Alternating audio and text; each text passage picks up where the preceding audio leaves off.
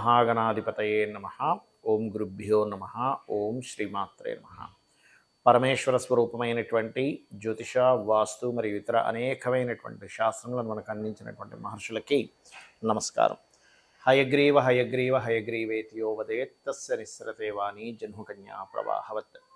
అరుణాం కరుణాతరంగితాక్షీం ధృతపాశాంకుశపుష్పబాణచాపాం అనిమాదిభిరావృతాం మయూకైః అహమిత్యేవ విభావయే భవానీం. శ్రీమాత్రే నమః. ప్రేక్షకులకి ఆ లలితాంబిక అమ్మవారి యొక్క అనుగ్రహం పరిపూర్ణంగా కలగాలని మనస్ఫూర్తిగా కోరుకుంటూ మనం ఈరోజు కొన్ని వాస్తుకు సంబంధించినటువంటి టిప్స్, ఏ దిశ ఎలా ఉంటే ఏ రకంగా మీకు అభివృద్ధి ఉంటుంది, అదేవిధంగా ఇంట్లో పెట్టుకునే వస్తువుల్లో కూడా ఎటువంటి జాగ్రత్తలు తీసుకోవాలి అనేటువంటి విషయాలు చెప్తుంది నేనైనప్పటికీ కూడా చెప్పేసిన సాక్షాత్ లలిత అమ్మవారిగా భావిస్తూ ఒక్కొక్క దిశ గురించి చాలా క్లియర్గా మనం ఈరోజు తెలుసుకుందాం. అదేవిధంగా కొంతమందికి జనరల్గా అసలు ఏం పాటించాలి వాస్తు విషయంలో అనేటువంటిది కూడా నేను మీకు వీడియో ఎండింగ్లో చెప్తాను. వీడియో ఎండింగ్ వరకు చూడండి. ఉత్తరే నిధి సంస్థితం అని శ్లోకం ఉంది. అంటే ఉత్తరం వైపు నిధులు పెట్టుకోండి. ఇవాళ రేపు మనం అపార్ట్మెంట్ కల్చర్స్ కనుక చూసుకున్నట్లయితే వాళ్ళకి తెలుసో తెలియకో ఉత్తరంలో 2 టాయిలెట్స్ పడేస్తున్నారు. కుబేరుడు ఉండేటువంటి స్థానం ఉత్తరము. మరి కుబేరుడు ఉండే స్థానం, కుబేరుడు అంటే ఎవరండి? ధనానికి అధిపతి. మనకి వాస్తుశాస్త్రంలో ఒక్కొక్క దిశకి గ్రహము అధిదేవత చెప్పడం జరిగింది. ఈశాన్యానికి గురుకేతువులు, ఈశానుడు, తూర్పుకి ఇంద్రుడు, రవి, ఆగ్నేయానికి శుక్రుడు, అగ్నిదేవుడు, ఇలా ఒక్కొక్క దానికి ఒకటి చెప్పినట్టే ఉత్తరానికి కుబేరుడు చెప్పడం జరిగింది. ఆ దిగ్దేవత ఎప్పుడైతే మనం అక్కడ టాయిలెట్స్ పెట్టామో అది పాడైపోతుంది.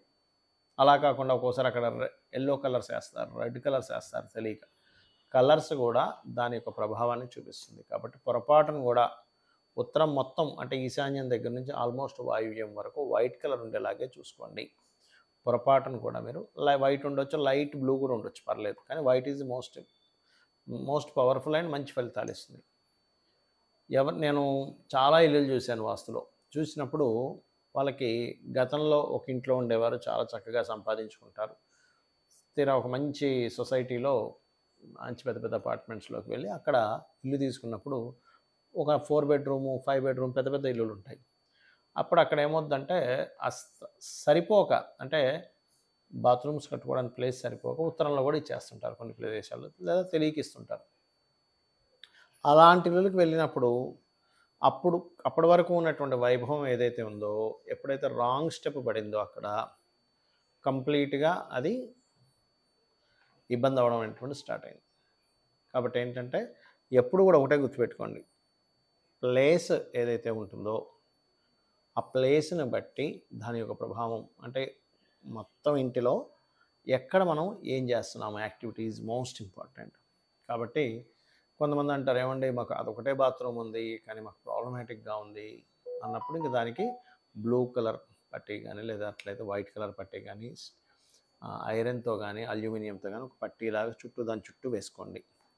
దాని ప్రభావం అనేటువంటి తగ్గుతుంది. అయితే ఇంకా పర్ఫెక్ట్గా మీరు ఈ రకంగా ప్లానింగ్ తీసుకొని శక్తి చక్రాన్ని అప్లై చేసి ఏ పదం పడింది అక్కడ, ఏ దేవతా స్వరూపం అక్కడ వచ్చిందని చూసుకొని కనుక దానికి రెమెడీ చేసుకుంటే ఇంకా మంచి ఫలితాలు వస్తాయి.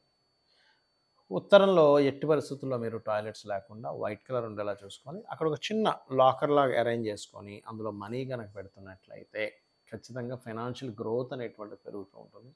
కుబేరుడి యొక్క బొమ్మ అక్కడ పెట్టి రోజు కుబేరుడికి నమస్కారం చేసుకుంటూ ఉంటే, ఇక్కడ ఒక చిన్న విషయం, కుబేరుడు అంటే చాలామంది లాఫింగ్ బుద్ధ అనుకుంటారు. కాదు, లాఫింగ్ బుద్ధ చైనీస్ సంబంధించిన వాళ్ళ యొక్క సంస్కృతికి సంబంధించింది. మనకి కుబేరుడే, మన నుంచే డబ్ చేసుకుని లాఫింగ్ బుద్ధగా తీసుకొచ్చారు వాళ్ళు. కాకపోతే కుబేరుడిదే పెట్టుకోవాలి, గుర్తుపెట్టుకోండి. ఆ రకంగా కనుక చేసుకున్నట్లయితే ఖచ్చితంగా మీకు ఫైనాన్షియల్కి ఇబ్బందులు తగ్గడము, కొత్త కొత్త అవకాశాలు పెరగడం. ఉత్తరం అంటే కేవలం ఫైనాన్స్ ఒకటే కాదు, కొత్త అవకాశం. చాలామంది చూడండి, నాకు ఈ అవకాశం రావట్లేదు, ఇక్కడికి వెళ్తే ఈ రెజ్యూమ్ పెట్టాను కానీ నాకు ఇంకా దానికి సంబంధించిన పాజిటివ్ ఇది నాకు రాలేదు, ఇట్లాంటివన్నీ అంటూ ఉంటారు. కాబట్టి ఏంటంటే ఇది ఏదైతే ఉందో ఖచ్చితంగా మీకు ఈ ఉత్తరంలో పెట్టేటువంటి రెజ్యూమ్ కావచ్చు, ఉత్తరంలో ఉండేటువంటి ధనము, నగలు, ఇంపార్టెంట్ పేపర్స్ ఇవన్నీ కూడా ఉత్తరంలోనే పెట్టుకోవచ్చు. మనకి నైరుతి బెడ్రూమ్లో వాయువ్య మూలలో పెట్టుకోవచ్చు. నైరుతి బెడ్రూమ్లో వాయువ్య మూల, మొత్తం ఇంటికి వాయువ్యం కాదు, బాగా అర్థం చేసుకోండి. నైరుతి బెడ్రూమ్ అంటే సౌత్ వెస్ట్ మాస్టర్ బెడ్రూమ్లో, ఆ బెడ్రూమ్లో నార్త్ వెస్ట్ మూలకు పెట్టుకోండి. అది మీకు ఏమవుతుందంటే మొత్తం ఇంటికి బెనిఫిట్ జోన్, ప్రాఫిట్ జోన్ అవుతుంది. ఎట్ ద సేమ్ టైం మొత్తం ఇంటికి అది ఒక సేవింగ్స్ జోన్ కూడా అవుతుంది ఒక్కోసారి. ఇక్కడ కొన్ని జనరల్ విషయాలు ఉంటాయి, అందరికీ తెలియాల్సిన విషయాలు, కొన్ని జనరల్ విషయాలు చెప్తాను, గుర్తుపెట్టుకోండి.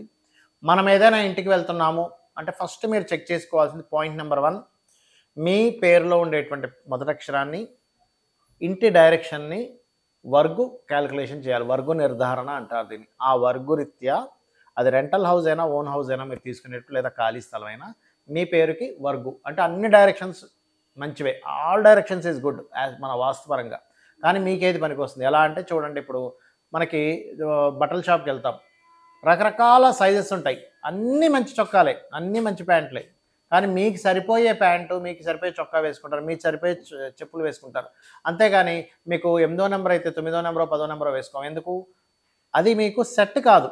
అట్లాగే బ్లడ్ గ్రూప్స్ కూడా అంతే. ఎలాగా? మీది ఎగ్జాంపుల్ బి పాజిటివ్, మీరు ఓ నెగిటివ్, ఇంకో ఏదో బ్లడ్ గ్రూప్ వేసి అన్నీ రెడ్గానే ఉన్నాయి కదా అంటే కాదు. మీకు ఏది సెట్ అవుతుందో అది అలాగే వర్క్ పరంగా కూడా మీకు ఏ డైరెక్షన్ గుడ్. కొంతమందికి సౌత్ పనికి వస్తుంది, కొంతమందికి వెస్ట్ పనికి వస్తుంది, కొంతమంది నార్త్ పనికి వస్తుంది, కొంతమందికి నార్త్ ఈస్ట్ పనికి వస్తుంది, కొంతమందికి ఈస్ట్ పనికి వస్తుంది. ఎవరికి ఏది పనికి వస్తుంది. దాంతోపాటు మీతో పాటు మీ పిల్లలకు కూడా ఏది పనికి వస్తుందో రెండు కలిపి తీసుకున్నప్పుడు మీతో పాటు మీ తర్వాత వంశానికి కూడా పనికి వస్తుంది. Point number 1. రెండవది, ఒకటి గుర్తుపెట్టుకోండి, చాలామంది ఏమంటుంటారంటే, ఏమండి మేము గృహం కట్టుకున్నాక బాగుందండి అంటారు, కొంతమంది మేము గృహం కొనుక్కున్నప్పటి నుంచి డౌన్ఫాల్ అయ్యామంటారు. దీనికి 2 కారణాలు ముఖ్యంగా. ఒకటి, మీ జన్మజాతకంలో మీ పేరు మీద గృహయోగం ఉండదు. అలాంటప్పుడు మీ జీవిత భాగస్వామి పేరు మీద, మీ పిల్లల పేర్ల మీద కొనండి, లేదా మీ తల్లిదండ్రుల పేర్ల మీద కొనండి. మీ పేరు మీద పొరపాటును కూడా కొనకండి, అప్పుడు డౌన్ఫాల్ అవుతుంది. మూడోది ఏమిటంటే, ఇక్కడ మరొక విషయం ఏంటంటే, కొన్నిసార్లు మీకు గృహయోగం నడవని సమయంలో బలవంతంగా కొంటాం. ఎవరో ఫ్రెండ్స్ కొంటున్నారనో, వాళ్ళు కొంటున్నారో, వీళ్ళు కొంటున్నారనో, అది కూడా ప్రాబ్లం అవుతుంది. ఇంకోటి, ప్రెగ్నెన్సీ లేడీ ఇంట్లో ఉన్నప్పుడు గృహప్రవేశం చేయకూడదు, గృహం కొనకూడదని శాస్త్రం. ఎందుకంటే 4వ స్థానం యాక్టివ్ అయితే పుట్టే పిల్లల మీద దాని ఎఫెక్ట్ పడుతుంది. కాబట్టి ఈ యొక్క జాగ్రత్త ఖచ్చితంగా తీసుకోండి. అందుకే పూర్వకాలంలో వివాహం జరిగి సంతానం కలిగిన తర్వాత గృహం కట్టుకునేవారు. ఇప్పుడంతా రివర్స్ అయిపోయింది. ముందే గృహం కొనేసుకుంటున్నాడు, తర్వాత వివాహం చేసుకున్న తర్వాత సంతానం కొంటున్నాడు. అంటే ఇక్కడ ఏంటి, ప్రెగ్నెన్సీతో ఉన్నప్పుడు మాత్రం పొరపాటును కూడా కొనకండి, గృహప్రవేశాలు చేయకండి, గృహ ఆరంభాలు చేయకండి దయచేసి. అలా ఒకవేళ మీరు తప్పనిసరిగా కొనాల్సి వస్తే ఆ యొక్క కుటుంబాన్ని వేరే ఇంట్లో ఉంచి అక్కడ మీరుంటూ ఇక్కడి నుంచి ఈ ఆపరేషన్ చేయాలి తప్పనిసరి అయితే అని చెప్తుంది శాస్త్రం. అలాగే మరొక విషయం ఏంటంటే, ఒకటి, మీరు స్థలం తీసుకునేటప్పుడు కూడా స్థలం తీసుకున్న తర్వాత మీకు వర్గురీత్యా ఏ గేట్ అయితే బాగుంటుందో ఆ గేట్ మీరు పెట్టుకోవాలి, గుర్తుపెట్టుకోండి, అంటే డైరెక్షన్ పరంగా. మరొకటి, చాలామందికి ఒక అపోహ ఉంది, ఇన్ని డిగ్రీలు తిరిగింది, అన్ని డిగ్రీలు తిరిగింది, ఏమైపోతుంది? ఏమీ అయిపోతుంది, గుర్తుపెట్టుకుని. ఎన్ని డిగ్రీలు తిరిగినా ఆ డిగ్రీస్ వైజ్గా మీరు క్యాలిక్యులేట్ చేసుకొని పర్ఫెక్ట్గా మీకు ఏ ద్వారం పనికి వస్తుందో ఆ ద్వారం పరంగా మీరు కట్టుకోవచ్చు. అందులో ఎటువంటి భయపడాల్సిన అవసరం లేదు. ఇక్కడ మరొక విషయం ఏంటంటే, ఇక్కడ కొన్ని శాస్త్రంలో మీరు ఇల్లు కట్టుకునేటప్పుడు కొన్ని నియమ నిబంధనలు చెప్పబడ్డాయి. చాలామంది తెలియక ఏం చేస్తారంటే, ఇల్లు కట్టుకోగానే అక్కడ కోడిని మేకని కోసేస్తారు. అది పూర్తిగా తప్పని చెప్పింది శాస్త్రం. ఎందుకంటే అక్కడ మీకు దేవతా కళలు కాకుండా రాక్షస కళలు మీకు ఏర్పడతాయి. అలా ఏర్పడినప్పుడు ఇంట్లో గొడవలు జరగడం, ఒకరి మీద ఒకరు కోపాలు పెరగడం జరుగుతూ ఉంటుంది. కాబట్టి 1 వీక్ వరకు కూడా పొరపాటును కూడా ఆ ఇంట్లో నాన్ వెజిటేరియన్ ఉండకూడదు. ఇది గుర్తుపెట్టుకోండి. ఇది సొంత ఇంట్లో మనం ఏదైనా గృహప్రవేశం చేసినప్పుడు ఇది చాలా ముఖ్యమైనటువంటి అంశం. అక్కడ గోవుని తీసుకురావాలి, చాలా పెద్ద తతంగం ఉంది దానికి. గోవును అక్కడ తీసుకురావడము, రకరకాల కార్యక్రమాలు చాలా ఉంటుంది, దిగ్బంధనాలు చాలా ఉంటాయి. అలాగే మరొక విషయం ఏంటంటే, ఇక్కడ మరి కట్టిన గృహం అపార్ట్మెంట్స్ కొనుక్కుంటున్నాం అప్పుడు ఎలాగా అంటే, ఒకటే గుర్తుపెట్టుకోండి, మీరు ఏ గృహం కొనుక్కున్నా మీరు ఒకటే, మీ పేరులో వర్గు సెట్ అయిందా ఇంట్లో. ముఖ్యంగా ఈ బాత్రూమ్స్, లెట్రిన్స్ కట్టుకునేటువంటి విషయంలో తప్పుగా ఎక్కడైనా పెట్టుకుంటున్నామా, దాన్ని మీరేమి కూల్చేయాల్సిన అవసరం ఉండదు. చిన్న చిన్న రెమెడీస్తో దాన్ని సెట్ చేసుకోవచ్చు. అదేవిధంగా ఇంట్లో కలర్స్ మీద కూడా దీని ప్రభావం ఉంటుంది, ఇంట్లో చేసే యాక్టివిటీస్ మీద కూడా దీని ప్రభావం ఉంటుంది, ఏ వస్తువు ఎక్కడ పెట్టాలనే దాని మీద కూడా ప్రభావం ఉంటుంది. ఎలా అంటే, ఇప్పుడు చూడండి, ఇయర్ ఫోన్ ఉంది, ఇయర్ ఫోన్ చెవులో పెట్టుకుంటే వినిపిస్తుంది కానీ జేబులో పెట్టుకుంటే వినపడదు. ఎందుకు? ఈ ఇయర్ ఫోన్కి ఏదైతే సౌండ్ని ప్రొడ్యూస్ చేసేటువంటి శక్తి ఉందో చెవుకి రిసీవింగ్ పవర్ ఉంది. అంటే ఇయర్ ఫోన్ చెవుకు పెట్టుకుంటే వినిపిస్తుంది కానీ జేబులో పెట్టుకుంటానో ప్యాంట్ జేబులో పెట్టుకుంటానో మనకు వినబడదు. అలాగే మనం ఒక వస్తువు దానికంటే ఒక శక్తి ఉంటుంది, దానికంటే ఒక ఎనర్జీ ఉంటుంది. దాన్ని మనం ఎక్కడైతే పెడతామో అక్కడ దాని ఎనర్జీని ఫామ్ చేసినప్పుడు ఇంట్లో ఆ యొక్క శక్తి ఉత్పన్నం అవుతుంది. అది మీరు నెగెటివ్‌గా ఫామ్ చేస్తున్నారా, పాజిటివ్‌గా ఫామ్ చేస్తున్నారా అనే దాని మీద మీరు వేసే కలర్స్, మీరు పెట్టేటువంటి వస్తువుల మీద ఆధారపడి ఉంటుంది. ఇది గుర్తుపెట్టుకోండి. అలాగే ఇంకొక విషయం ఏంటంటే చాలామంది తెలియక 2, 3 గృహాలుంటాయి. అది ఎవరికి రెంట్‌కి ఇవ్వరు, అలా వదిలేస్తూ ఉంటారు. అలాంటప్పుడు కూడా అది కూడా దోషం. మీరు ఉంటే మీరు ఉండండి, లేకపోతే రెంట్‌కి ఇవ్వండి. కానీ అమ్మో! నాకు ఆ ఇల్లంటే చాలా ఇష్టం అండి, ఎవరికీ రెంట్‌కి ఇవ్వనండి, నా ఇంట్లో దీపం పెట్టకుండా, ధూపం వేయకుండా ఉంటారు. అది చాలా పెద్ద దోషం. ఆ ఇంటికి ఒక దేవత ఉంటుంది. వాస్తు పురుషుడు ఉంటారు, సకల దేవతలు ఉంటారు. మీరు ఆ గృహం నిర్మాణం ప్రారంభించినప్పటి నుంచి ఆ దేవత ఎనర్జీ ఫామ్ అవ్వడం స్టార్ట్ అవుతుంది. ఇది గుర్తుపెట్టుకోండి. అలాగే మరొక్క విషయం ఏంటంటే ఇక్కడ గుర్తుపెట్టుకోవాల్సిన అంశము, బాగా గుర్తుపెట్టుకోండి. ఇక్కడ మీరు ఇంటి ఇంటి యొక్క విషయంలో కొన్ని సార్లు ఏమవుతుంటుందంటే, ఊరుకు వెళ్ళినప్పుడు కూడా ఇంట్లో మనం దీపం పెట్టము. లేదా ఒక్కొక్కసారి శివలింగాలు అలాగే వదిలేసి వెళ్ళిపోతుంటారు. శివలింగం ఉంటుంది, దాన్ని నీళ్ళలో పెట్టి వెళ్ళాలి. ఒకవేళ ఇంట్లో మేరు ఉంది, పూర్తిగా కుంకుమలో పెట్టి వెళ్ళాలి. ఇది గుర్తుపెట్టుకోండి ముఖ్యంగా. ఇట్లాంటివి చాలా ముఖ్యమైనటువంటి అంశాలు. అందుకే చూడండి, మనం ఏదైనా ఊరికి వెళ్ళి ఒక వారం రోజుల్లో వెళ్ళొచ్చినప్పుడు ఇంట్లో ఏదో సంథింగ్ నెగెటివ్ ఎనర్జీ ఉన్నట్టు ఉంటుంది. మనం తుడిచి చక్కగా క్లీన్ చేసుకొని మళ్ళీ దీపం పెట్టేదాకా పాజిటివ్ ఎనర్జీ రాదు. అంటే ఏమిటి, ఎక్కడైనా మనం ఏదైనా కొన్ని రోజులు వదిలేస్తే అక్కడ ప్రేత సంబంధించినటువంటి ఎనర్జీస్ వస్తుంటాయి. ఇది చాలా ముఖ్యమైనటువంటి అంశం. మన కంటికి కనబడినంత మాత్రాన నెగెటివ్ ఎనర్జీ లేదని కాదు. నెగెటివ్ ఎనర్జీ రకరకాల రూపంలో ఉంటుంది. పాజిటివ్ ఎనర్జీ భగవత్ స్వరూపం రూపంలో ఎలా ఉంటుందో నెగెటివ్ ఎనర్జీ కూడా ఉంటుంది. దాని మీద మనం అర్థం చేసుకోవాలి.